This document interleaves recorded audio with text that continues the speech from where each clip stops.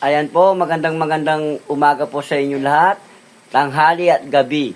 At ako po ay magluluto ng gulay na sapsoy. Ito po yung aking niluluto. Ayan po. Yan, ginisa ko lang po sa sibuyas at saka po sa bawang.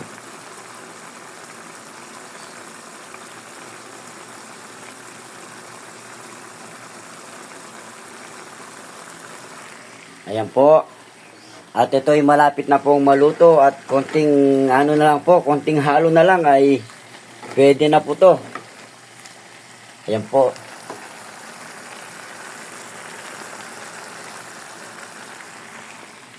Yan, maraming salamat po sa lahat po ng nanood. At salamat po talaga. Bye-bye po and I love you all po.